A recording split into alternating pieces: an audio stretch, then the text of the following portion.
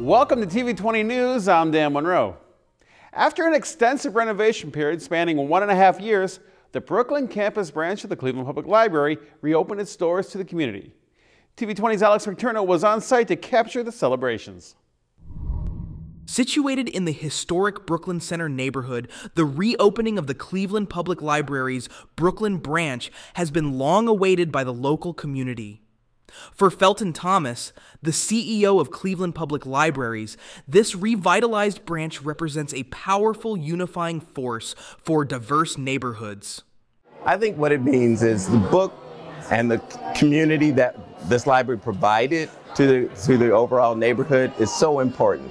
And as you can see with all the folks who have kind of joined us, this is an opportunity for them to come back and be able to get access to computers, be able to get access to materials like books and DVDs, and ultimately have access to the community. And we talked a little bit earlier about how important it is for neighbors to have that one space where everyone from the different communities, wealthy, not so wealthy, right, GED, PhD, could all be in one spot and be able to communicate to each other. And that's what a library means to so many. The renovated Brooklyn campus, making up one of the 27 branches to receive renovations, now features an updated modern look and expanded offerings.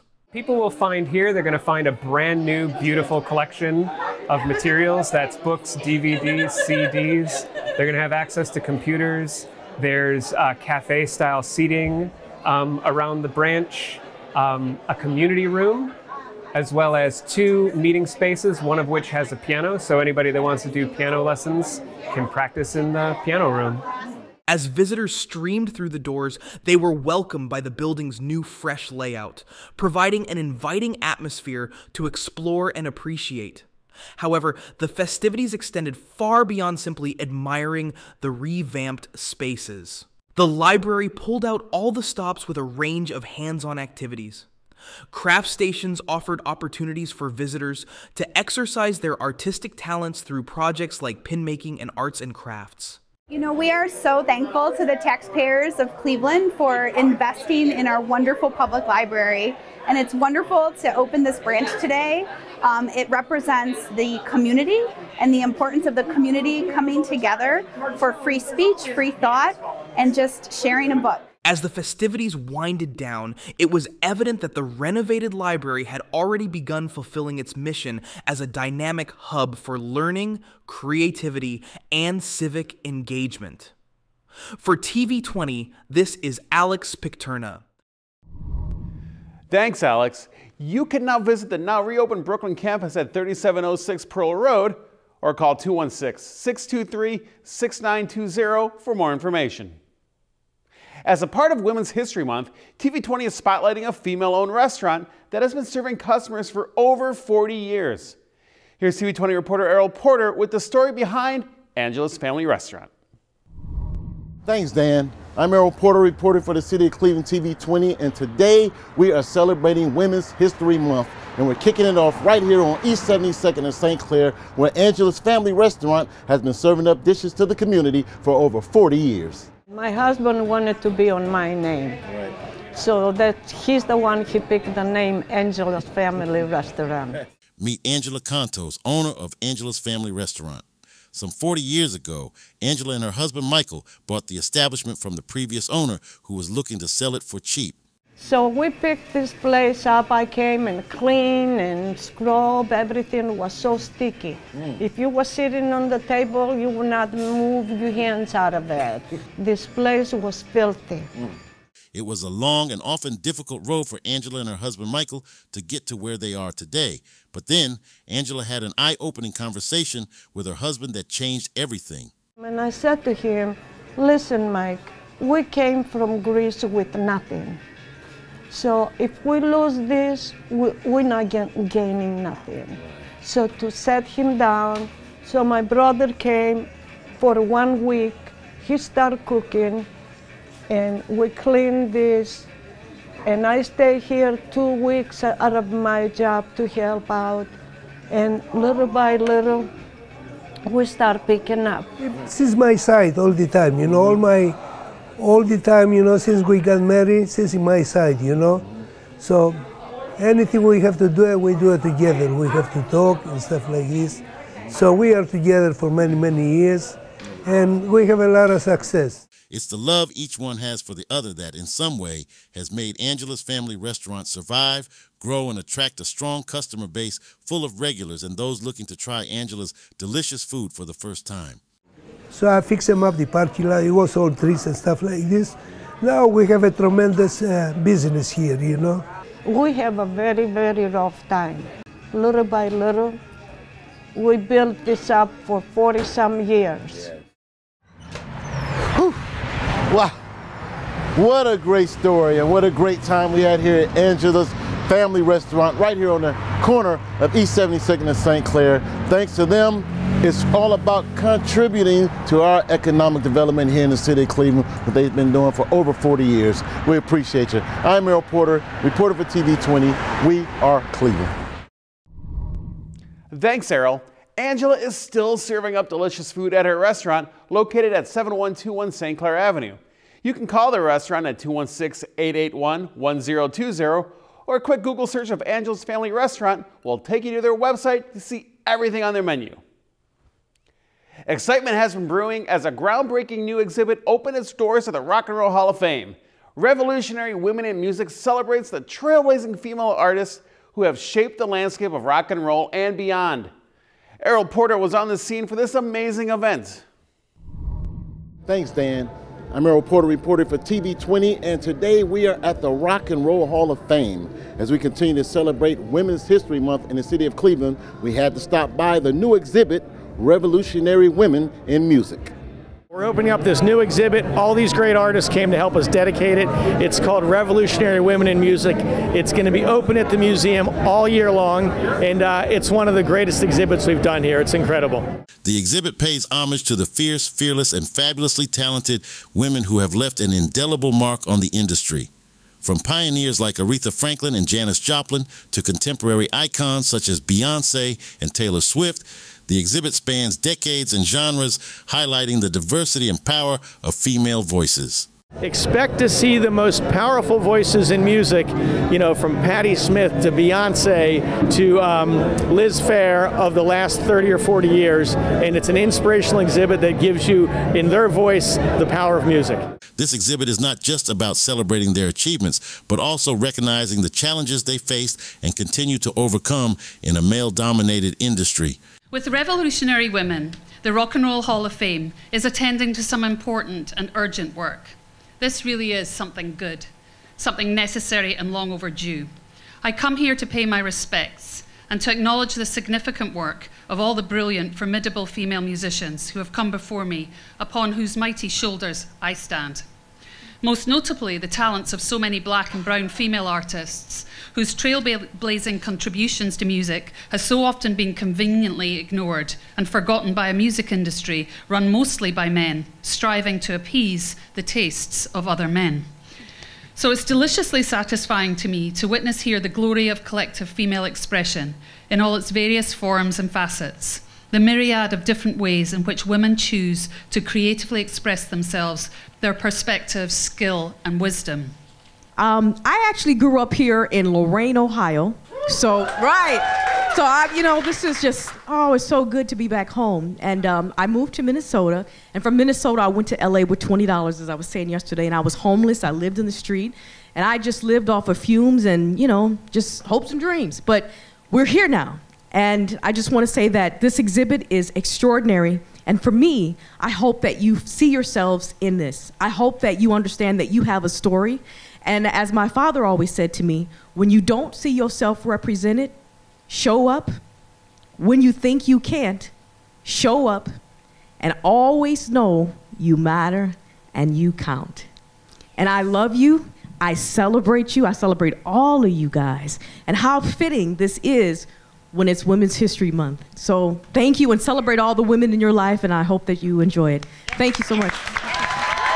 From iconic costumes and rare memorabilia to interactive displays and multimedia installations, the exhibit offers a comprehensive tribute to the fearless females who continue to rock our world.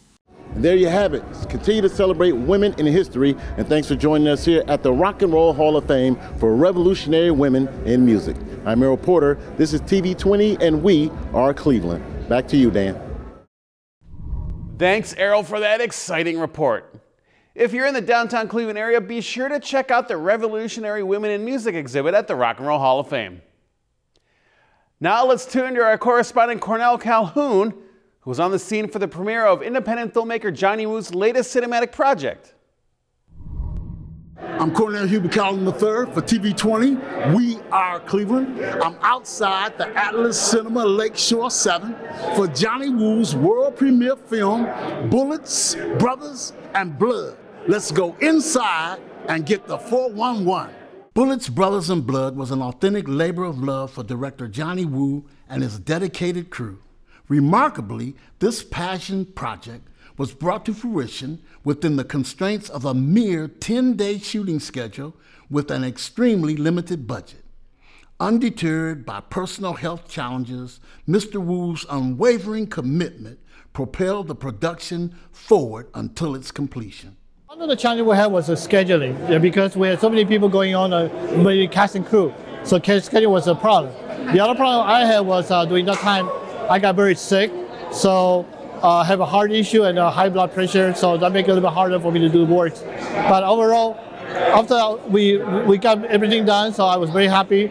We took everything in about 10 days. To provide insights into the creative vision behind Bullets, Brothers, and Blood, I had the opportunity to speak with Gaines Strauss, the film's writer. Strauss shared the inspirations that shaped his screenplay, as well as the overarching themes and messages he hopes will resonate with fans of his work and that of director Johnny Woo's. Well, I like martial art films, I like action films, so it was a natural. One of the things I want to do was write that. I saw the movie by Robert Rodriguez, and he did a movie that had a lot of action to it. It's one of my favorites. I just can't remember the name, I'm sorry. And I'm like, you know what, this would make a good martial arts movie, because they had two guys who go to town, they get confused about who's who, the bad guy gets off, the good guy gets chased after, so that's why I like the movie El Mariachi by Robert Rodriguez, and that was a big inspiration. This is pretty much an action film, a lot of gunplay, a lot of kick them and shoot them and beat them up and throw them through windows, that kind of thing. But some people are going to watch it, they're going to see that in there's a story about working with someone that you love, that you care about very much, that has an addiction. And just the ups and downs, the frustrations of working with somebody and loving somebody that has that problem. As the premiere unfolded, members of the cast and crew shared their experiences and reflections on their involvement with this ambitious project. You know, when you're an actor, you could be anything from like a doctor, lawyer, bodyguard, just anything. I just like I like the diversity of it. You know what? I've played a bad guy before. I was in the Wild West show at Universal Studios, and I played the bad guy, got shot, fall off the building. So when Johnny came to me, I liked the fact that he was just a big crime boss. He's the kind of the overlord. And I'm like, yeah, I can be that guy. Well, it was cold. We filmed this in February of last year, about a year ago, and we had several days that it was really cold out. And Johnny loves to film in the cold. He doesn't like to be hot, so we film in the cold. Former Cleveland Mayor Frank G. Jackson attended the premiere to show his support for director Johnny Woo. Jackson's presence served a dual purpose. It celebrated not only their personal friendship, but also Woo's role as a community leader. The former mayor expressed his pride in witnessing homegrown talents like Woo shine a well-deserved spotlight on the remarkable creativity and artistic prowess thriving among the ordinary residents of the city of Cleveland. First of all, I know Johnny Woo. I've known him for years, and I've come to one of his other premieres a few years back.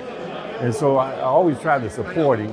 And like I say, I know him, we've been friends for quite some time. You have somebody who is a community person doing work, and we want to support that community person. You know yourself as a playwright, it always is nice to have that kind of support and for people to recognize the work that you do. Because if you don't have that support, then you will never be able to progress in terms of Cleveland. It really sets the whole framework of Cleveland being a place where you could go, you can be recognized, you can do work, you can be successful here. For TV20, this is Cornell Calhoun III.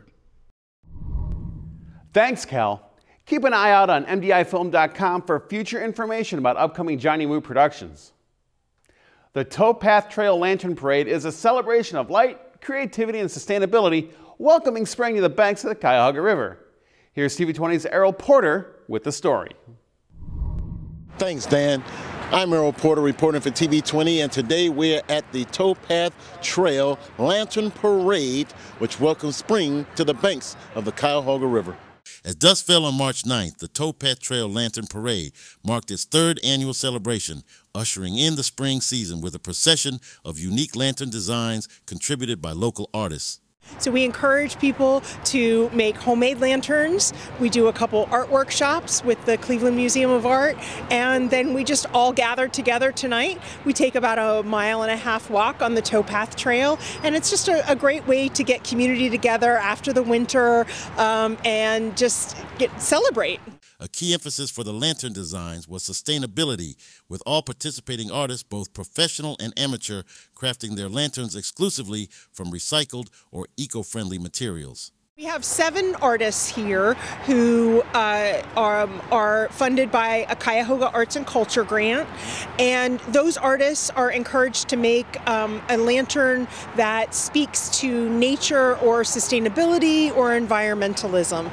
But for the general public, it's really just about taking recycled materials. We don't intend for anybody to go out and buy something to make a lantern and take a pasta box or a detergent bottle or a peanut butter jar and just decorate it with whatever you have at home. I was privileged to speak with several of the artists, learning about the innovative means they employ to create their pieces.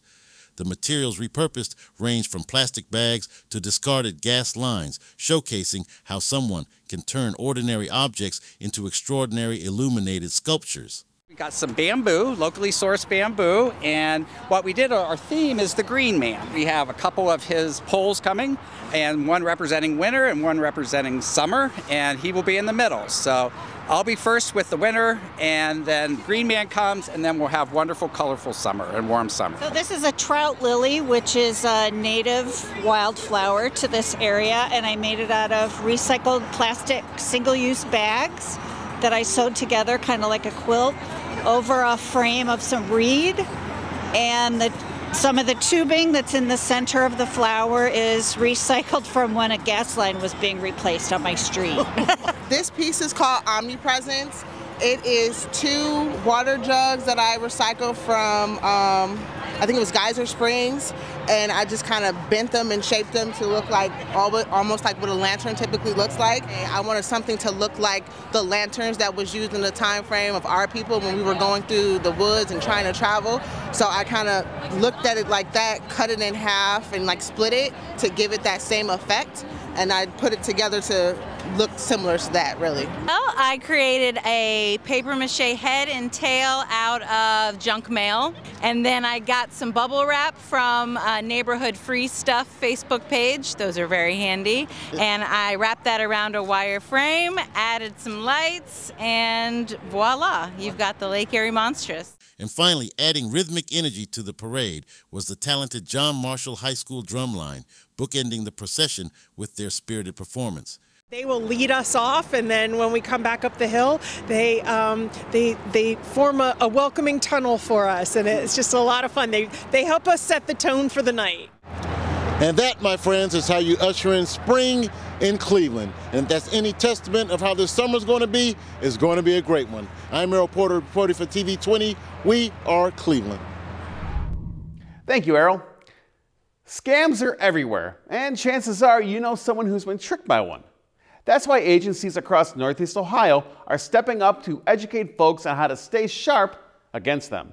Here's TV20's Alex McTurna with more on the story. From March 3rd to the 9th, National Consumer Protection Week shed light on consumer rights and strategies to fend off fraud and scams. To specifically reach out to older residents who are frequently targeted by such crimes, the Cleveland Department of Aging organized a game of SCAMO. So today we were doing one of our flagship programs, which is playing SCAMO with residents. SCAMO is a lot like bingo, but it's a fun, interactive way to learn more about all of the terrible scams that are out there and the agencies that make up Scam Squad and how they're trying to protect residents. So the seniors, a lot of people say it's all old folks that get caught up into these scams and they're the scam victims, but really scams, there's a scam out there for everyone. But seniors, they experience scams in a different way. When they lose money, it's hard for them to actually get that money back. So we're really focused on protecting seniors for not paying out these scammers, not losing their life savings to these scams, and being able to retire and age in a healthy way, in a healthy manner with their money. So it's a fun way to learn about these scams, and we try to do a fun game because people tend to retain information when they're having more fun with it. So instead of me being up there with a PowerPoint, they're able to just have a little fun, win some prizes, and get good information from trusted sources.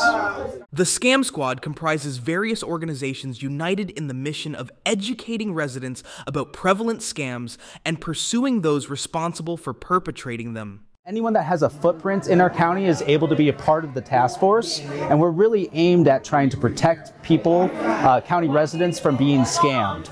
So we have the Federal Trade Commission, the FBI, local law enforcement, Benjamin Rose Institute of Aging, as well as the Department of Aging with the City of Cleveland, and the Division of Senior and Adult Services. For the task force, combating scams is an ongoing challenge in an ever-evolving landscape.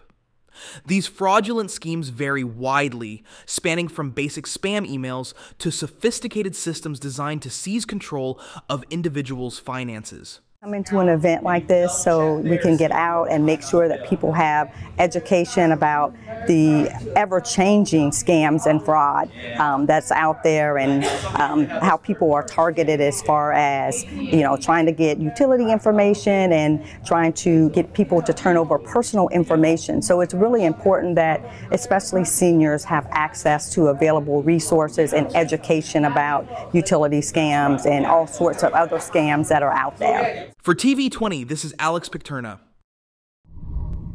Thanks, Alex. To stay up to date on current known scam practices or to report a scam, you can visit cuyahogacounty.gov/consumer affairs. Now let's go to TV20's Errol Porter as he joined the residents of Ward 2 for a special career fair expo. We're at the Earl B. Turner Rec Center here with Kevin Bishop, and Ohio Means Jobs are providing a job fair for those interested in the building trades. Oh, this type of event is invaluable to the communities of color. We want to inspire all black men and women who want good careers and want a high-paying, rewarding job to come out and participate and see what we have to offer here at these locations. Before the job fair, attendees heard a presentation highlighting new job opportunities in the trades, especially within the field of construction. The crowd learned about open positions, qualifications, and how to apply. Attendees then broke into groups to connect directly with hiring managers and explore training programs that were available to them. It is a privilege to be here to try to help other entrepreneurs and African Americans who may be interested in the construction field. If you're an entrepreneur and you've worked in construction, we have those opportunities here through the Urban League to help you to get the business plan that you need to build up your business and your organization, also put you in a position to be able to employ other people who stand in need of employment. We actually out in the community and we get an opportunity to reach our people for upper mobility, get better jobs, and generational wealth. We changing it. And we actually help with wraparound services, path to employment, apprenticeships. It's a lot of things that we do all at one time. Coming from Cleveland, living in Cleveland, and you see people actually receive that upper mobility, they getting better jobs, they living better. And you know, our reputation as a Clevelander, you know, we changing it one person at a time. So now they have all these people together to pull together to get our community, be a part of building the city rather than just watching the city grow is extremely important. What set this job fair apart was a willingness of employers to overlook typical hiring barriers like lack of experience or past criminal records. Their focus is on finding motivated individuals ready to start and set a new path with apprenticeships or job training programs. You know, if you have something on your record, the building trades industry can work with you. If you have, we don't want you to be discouraged because you had an issue going on in the past or you've been turned down for jobs before. This industry will actually work with you. If you're hardworking, you show up on time, and you want to put in a full day's work, day's work for a good day's pay, you can have a spot in this industry. So don't be discouraged about if you have a criminal past or if you have a criminal record or if you've been in trouble before or if you've been turned down for jobs for various reasons. For attendees like Jacob, this open approach could be life-changing. Feels good, I'm here for training, so any apprenticeship I'm looking for, and try to get farther up in my career. The certificate's going to help improve, get me up in the ladder of the construction working, so that'll be something that I'm looking forward to. Although this recent job fair has concluded, Cordell Stokes, representing the Urban Labor Agency, urges residents to remain informed on upcoming opportunities that could pave the way for new career paths within the local community. We do these typically twice a month. Just in January after holidays, we did our first one for 2024 with Councilman Joe Jones in Ward 1. Then obviously here this evening, we're with Councilman Bishop in Ward 2. In March, on the 21st, we'll be with Councilman Richard Starr, hosted by Tri-C. And then we'll be on March 28th with Councilman Danny Kelly out in Ward 11 over at Cadell. And then we'll be going on and on from there. This is a commitment from Michelle Rose, the Executive Director, the City of Cleveland, Cuyahoga County, of the built environment up through 2026. Okay, Cleveland, thanks for joining us here at Ohio Means Jobs. And remember, if you're looking for a new career or some employment, get in touch with your local councilman or the City of Cleveland and find out when the next event is taking place. I'm Errol Porter, reporter for TV20. We are Cleveland. Finally, students from around Greater Cleveland had a unique opportunity to partake in Cleveland State's own version of The Voice. Let's go once again to TV20's Errol Porter with the story. Influenced by the popular television series The Voice, the Cleveland State African American Culture Center organized a notable event, inviting students from around the Cleveland area to showcase their talents before a live audience and a panel of judges. We took this idea of the voice competition and wanted to apply it so that in addition to vocal talents and instrumentals, that it allowed poetry to be reflected in the presentation. So therefore we had the type of engagement that occurred here in the Cultural Center that is traditional for this center, but also bringing a return to the use of the Cultural Center by our students. Students seized the opportunity to take the stage and deliver their performances, receiving constructive feedback and advice from the judges. This morning, I just went through my monologue, practiced how I would feel in the environment, being around different people, and that's pretty much all I did. Honestly, I already had a piece prepared, and I just read over it and stuff. I feel really good about today, so yeah. The event not only served as a celebration of talent, but also as a means of empowering young individuals while providing them an avenue to explore one of Cleveland's educational institutions. Our special guests from the Berea school system that participated to show how interested we are in getting students from the high schools to visit Cleveland State University, receive an experience through the African American Cultural Center for all of our students and all of our community members, and then to be lifted into other opportunities to tour our campus. Chairs were turned and dreams were made here at their version of The Voice. I'm Errol Porter reporting for TV20. We are Cleveland. Back to the studio. Thanks, Errol. You can watch TV20 wherever you go by hitting up our live stream on our website at tv20cleveland.com.